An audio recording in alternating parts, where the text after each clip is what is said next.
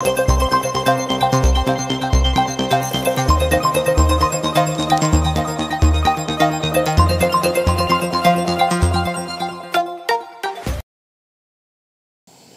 1950, pour marquer l'anniversaire de la création de l'Organisation mondiale de la santé, OMS, il a été institué une journée baptisée Journée mondiale de la santé chaque 7 avril. Il s'agit de sensibiliser la population à des enjeux de santé importants à travers le monde. Nous nous rassemblons pour affirmer notre engagement collectif envers une Haïti plus juste, plus humaine, où chaque citoyen, quel que soit son lieu de résidence, peut aspirer à des soins de service et de santé de qualité. Célébrer sous le thème cette année une bonne santé à la naissance d'un avenir plein d'espoir, cette journée nous interpelle avec force sur la nécessité d'agir dès les premiers instants de la vie en garantissant à chaque nouveau-né un départ sain, sécurisé et équitable.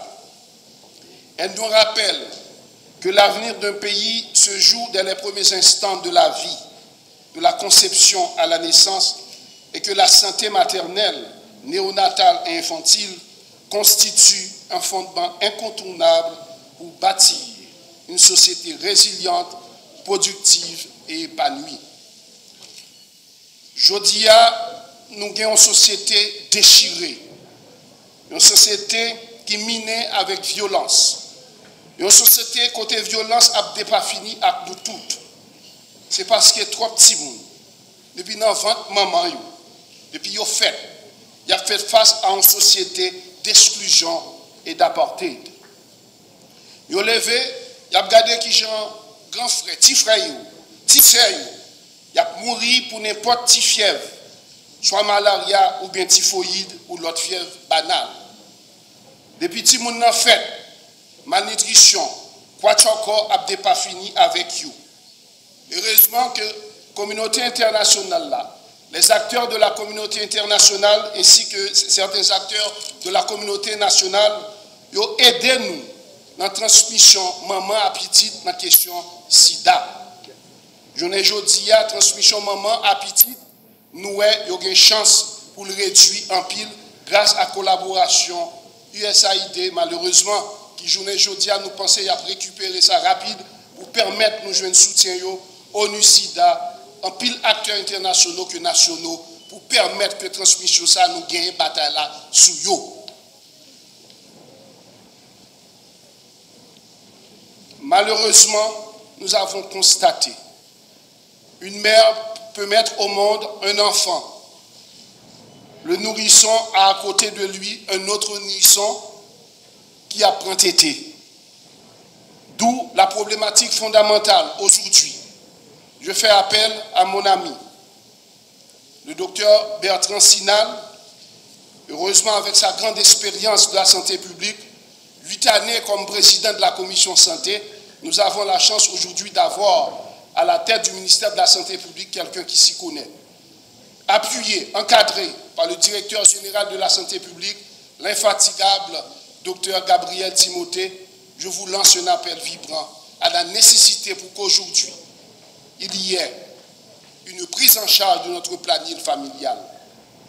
Moi, songez, l'MT Timoun, son présidence que j'ai combattu, la présidence des Duvaliers, que j'ai combattu, même constaté que l'MT Timoun, il y avait eu beaucoup plus d'engagement de ce pouvoir-là pour qu'il y ait une mobilisation en ce qui a trait au renforcement de notre planning familial.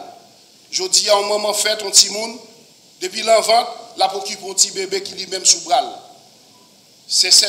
Il y a une certaine négligence que nous devons le reconnaître et nous encourageons le docteur Bertrand Sinal à s'engager cette fois-ci pour qu'il y ait un renforcement de notre planning familial.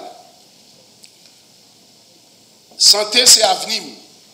Ce thème nous invite à placer les mères, les nourrissons et les jeunes enfants au cœur de nos priorités sanitaires, en assurant un accès universel à des soins de santé avant, pendant et après la naissance.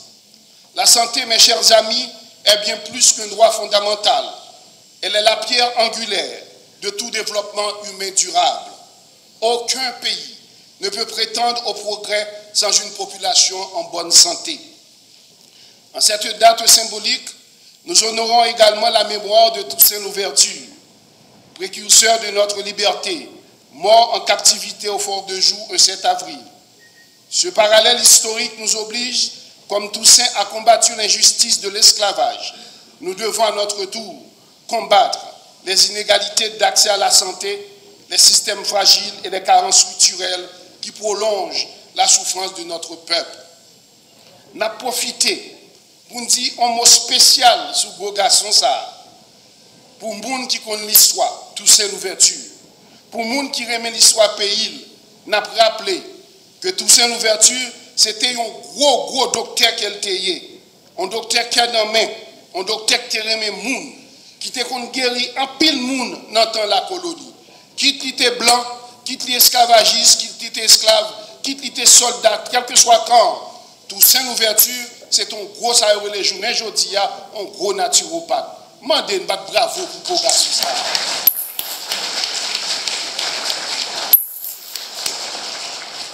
Il était un pile respect pour côté soldat, tellement il était connaît et maîtrisé dosage feuille pour traitement. 222 l'année après, le mort, nous profitons de nous rendre hommage à aucune chaîne naturopathe ça, docteur ça, qui connaît, qui était venu enfant, il était venu gros général là, mais ça, avant il était venu gros précurseur d'indépendance, c'est un docteur, le docteur de la savane. Mais aujourd'hui, c'est un gros événement côté nous coïncide avec Journée mondiale de la santé. Et ça fait m'apprécier décision ministre Bertrand Sinal prend pour nous faire de ça chaque année, du 7 avril, journée Toussaint Louverture, à la semaine du 7 au 13 avril, pour nous faire semaine santé mondiale pour le pays.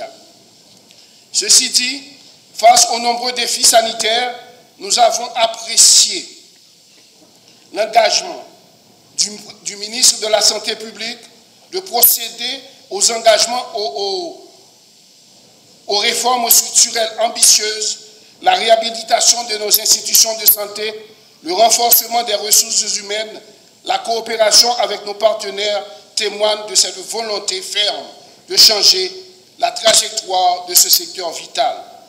Nous rappelons que le CPT, le gouvernement dirigé par le Premier ministre Alix Didier Fils-Aimé, à travers son ministre de la Santé publique, s'attelle à une réorganisation territoriale des services de santé, afin que chaque commune, chaque département dispose d'une offre de soins fonctionnels, pratiques et adaptés aux besoins de la population. Ce processus se fera de façon transparente, avec le soutien, bien sûr, de la communauté internationale, des collectivités territoriales et des communautés locales. Je salue avec admiration la résilience et le dévouement du personnel soignant qui continue d'honorer sa mission dans des conditions souvent difficiles que nous connaissons tous. Leur courage inspire notre action. C'est à eux que nous devons le fonctionnement du système de soins de santé ces derniers mois, notamment dans la gestion des cas de choléra survenus ces derniers temps et la prise en charge des personnes déplacées. La collaboration étroite entre l'État haïtien et les partenaires internationaux porte ses fruits. Ensemble, nous réhabilitons des structures, nous renforçons les capacités nationales et nous posons les fondations de systèmes de santé pérennes. Dans cette même veine de prise en charge de nos jeunes, de nos enfants, le CPT vient d'adopter un décret portant création de la commission présidentielle accord dénommée Commission d'appui à la mise en place du réseau national de centres d'accueil et des maisons de rééducation. En termes clairs, prendre en charge les enfants dès la naissance à l'effet de préparer une société plus calme et rassurante. Je salue particulièrement le ministre de la Santé publique, encore une fois, pour l'institution de la première semaine nationale de santé, une initiative salutaire qui nous permettra de valoriser les efforts déployés sur le terrain, de sensibiliser et de mobiliser la société autour des enjeux sanitaires. J'en profite pour rappeler au ministre Bertrand Sinal, pour terminer, que les deux événements qui vont suivre au cours du même mois sont en relation avec la thématique du jour. Le 25 avril prochain sera la journée mondiale du paludisme et la dernière semaine du mois d'avril, la semaine mondiale de vaccination. Donc ces deux thématiques ont rapport direct avec une bonne santé à la naissance pour un avenir plein d'espoir. Vous avez du pain sur la planche, monsieur le ministre. Ce moment est chargé de sens. Il nous rappelle à la fois notre mission essentielle et les responsabilités que nous avons envers le peuple haïtien. Le thème de cette année nous invite à réfléchir à notre système de santé et à ses fondements. Nous sommes à la croisée des chemins. Il nous appartient de redéfinir nos priorités, d'aligner nos efforts et de mettre la santé au cœur de notre projet national de relèvement. Parmi les axes prioritaires de nos actions figure la sensibilisation et la promotion de la santé, le renforcement du financement en faveur des populations vulnérables, les femmes enceintes et les enfants de 0 à 59 mois, ainsi que l'amélioration de la couverture des soins de santé. C'est dans cette dynamique que nous avons institué pour la toute première fois la Semaine nationale de la santé. Une initiative que nous souhaitons annuelle, inclusive et porteuse d'espoir. Cette semaine nous permettra de mobiliser tous les acteurs autour d'activités concrètes sur le terrain. Bien sûr, dans les 10 départements. À travers un ensemble d'activités de promotion de la santé, nous entendons sensibiliser la population aux grands enjeux sanitaires et encourager chacun à adopter des comportements plus responsables, plus sains et plus solidaires. Avec l'approbation du Conseil présidentiel de transition du Premier ministre, nous avons également lancé un programme ambitieux, recrutement des médecins généralistes, des spécialistes, des infirmières, techniciens de labo, pharmaciens, etc. Oh, assurément les sages-femmes. Il s'agit d'un changement de paradigme.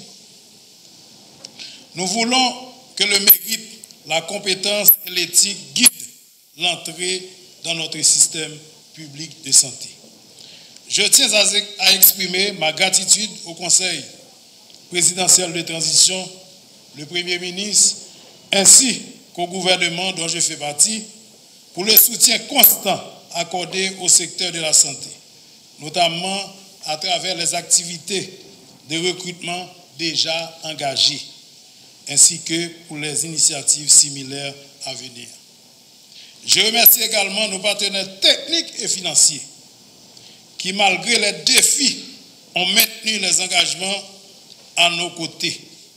Grâce à leur appui, plusieurs structures sanitaires ont été rénovées ou reconstruites. Nous veillons à ce que les professionnels recrutés soient affectés prioritairement dans ces institutions. Aujourd'hui, nous honorons aussi la mémoire de Toussaint Louverture, mort un 7 avril en captivité. Il incarne cette soif de liberté, de dignité, de justice. En tant que ministère, notre mission est d'incarner ces mêmes idéaux à travers un système de santé au service des plus vulnérables.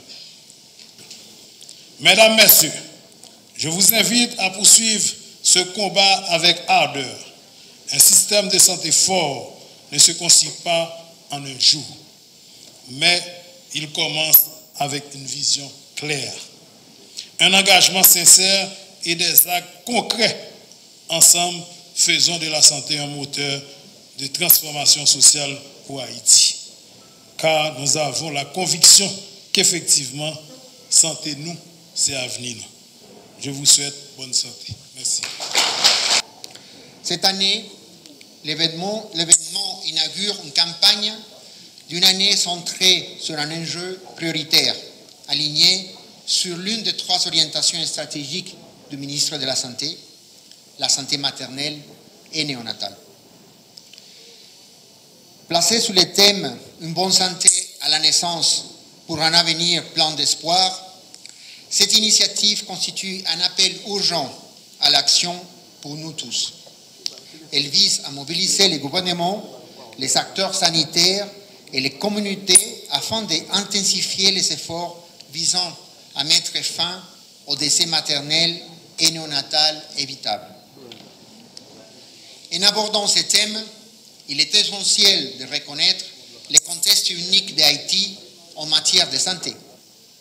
Ici, la mortalité maternelle reste à un niveau inacceptable.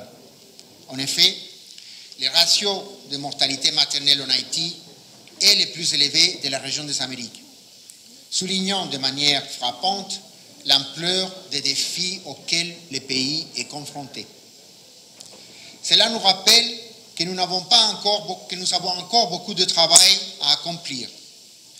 Nous devons veiller à ce que chaque mère ait l'accès non seulement à des soins vitaux pendant la grossesse et durant l'accouchement, mais aussi à des services de santé complets tout au long de sa vie.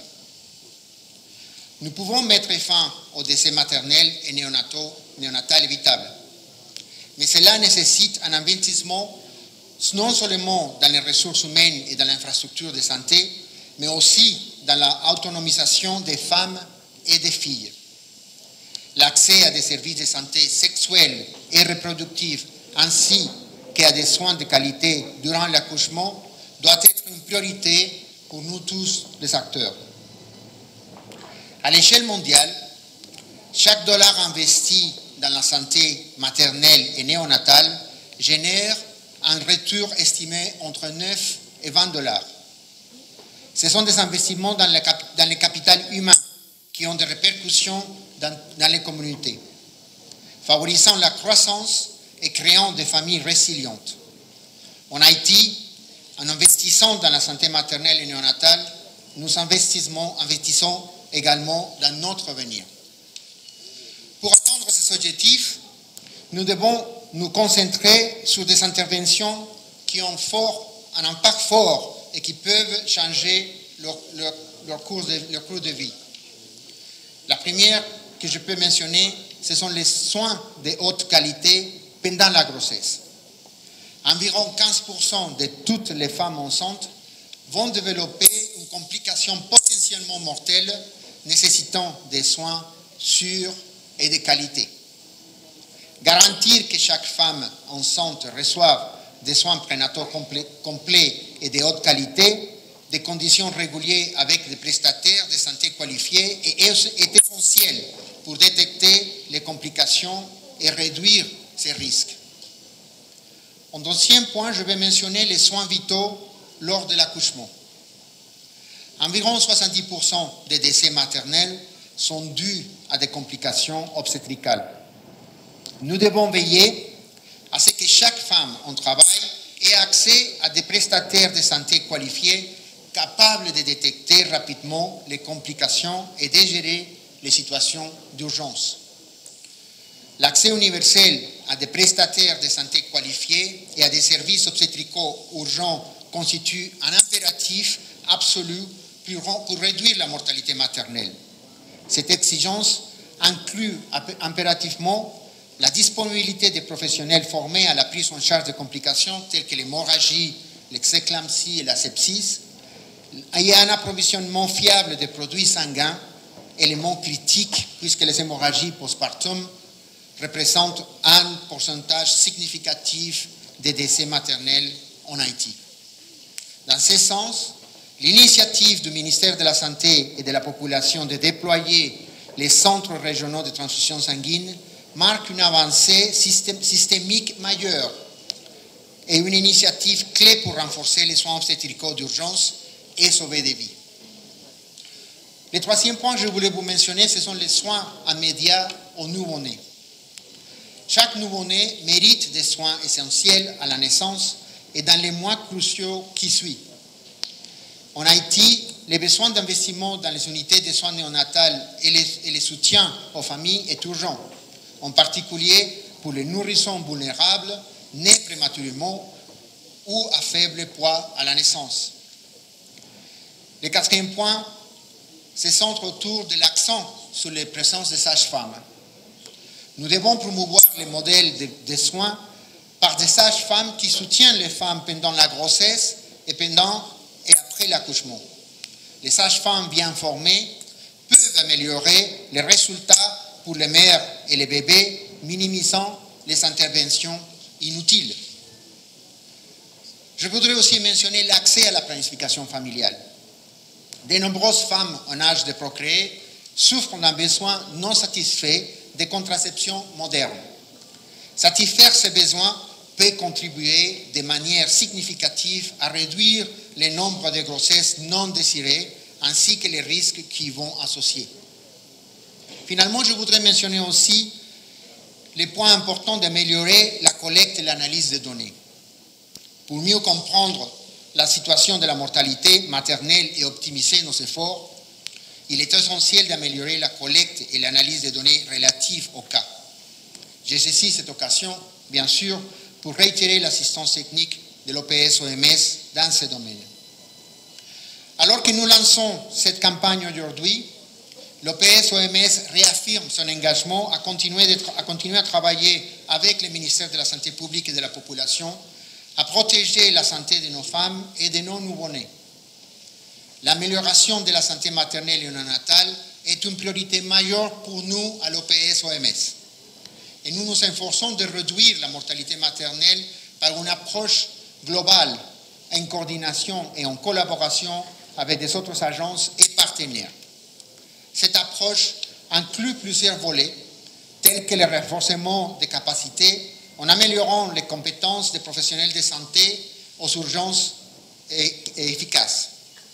L'OPS-OMS s'engage également, comme on l'a fait dans le passé, à continuer à fournir des médicaments, équipements et fournitures nécessaires pour continuer à assurer ou pour améliorer la qualité des soins.